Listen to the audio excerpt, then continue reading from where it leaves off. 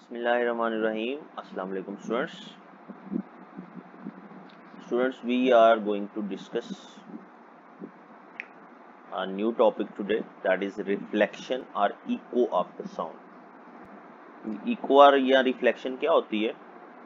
जब साउंड जो है वो एक मीडियम में ट्रेवल कर रही हो और उस मीडियम की सरफेस से टकरा के तो वापस आ जाए और हमें सुनाई दे, उसे हम कहते हैं इको या रिफ्लेक्शन ऑफ द साउंड। तो सबसे पहले इसकी डेफिनेशन देखें।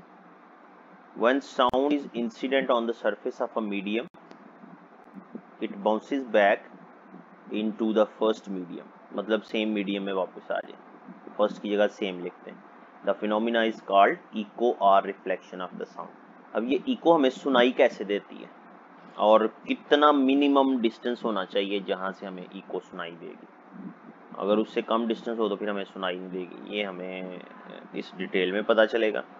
हमारा जो ईयर है ना, हमारा ईयर 0.1 सेकंड तक एक साउंड की सेंसेशन जो है वो उसके जिस दो साउंड्स के दरमियान अगर 0.1 सेकंड का डिफरेंस होगा ना, तो फिर हम उन दोनों में फर्क महसूस कर सकते हैं। मतलब एक सेकंड के 10वें हिस्से के बाद हमें इको सुनाई दे सकती है, फिर हमें पता चलेगा कि ये इको है। यानी कि हमारे ब्रेन में जो साउंड की एक सेंसेशन है वो एक सेकंड के 10th पार्ट तक रहती है। तो क्लियर इको सुनने के लिए ये इको और साउंड के हमारे ईयर तक पहुंचने में 0.1 सेकंड का टाइम लगना चाहिए। अगर इससे कम सेकंड पे आई तो फिर हम नहीं सुन सकेंगे। एक तो ये चीज़ आप जहन में रखें। अच्छा, अब जो साउंड ने क्योंकि एयर में ट्रैवल करना है, तो एयर में जो साउंड की नॉर्मल हालात में स्पीड होती है ना, नॉर्मल टेम्परेचर पे जो स्पीड है वो 340 मीटर पर सेकंड की स्पीड होती है। अब हम जो है वो साउंड इको सुन सकते हैं 0.1 सेकंड के बाद और स्पीड है 340 मीटर पर सेकंड। कितनी दूर से इको आए तो हम उसे सुन सकेंगे, ये हमने पता लगाना है। तो हमारे पास फॉर्मूला है S is equal to v t. S is equal to v t का अगर फॉर्मूला लगाएं, V की वैल्यू है 340 मीटर पर सेकंड और T की वैल्यू है 0.1 सेकंड। जब हम इन दोनों को मल्टीप्लाई करते हैं तो हमें पता चलता है कि डिस्टेंस होना चाहिए 34 मीटर का। यानी कि जहां से साउंड प्रोड्यूस हो रही है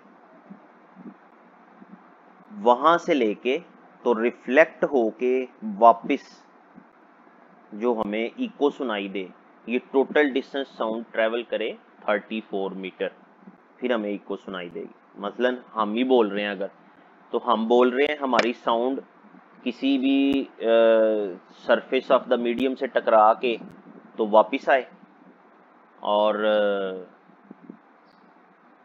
वापस आके तो हमें सुनाई दे, इसमें जो टोटल डिस्टेंस साउंड ट्रैवल करेगी वो 34 मीटर का होगा।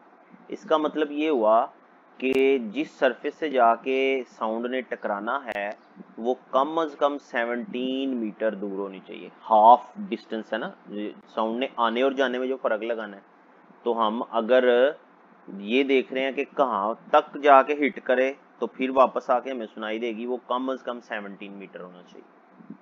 34 मीटर टोटल है तो इसका हाफ कर लें, तो 17 मीटर डिस्टेंस से अगर साउंड रिफ्लेक्ट करके आए तो फिर हमें सुनाई देगी, अदरवाइज हमें इको सुनाई नहीं देगी अगर इससे कम डिस्टेंस से वापस आई।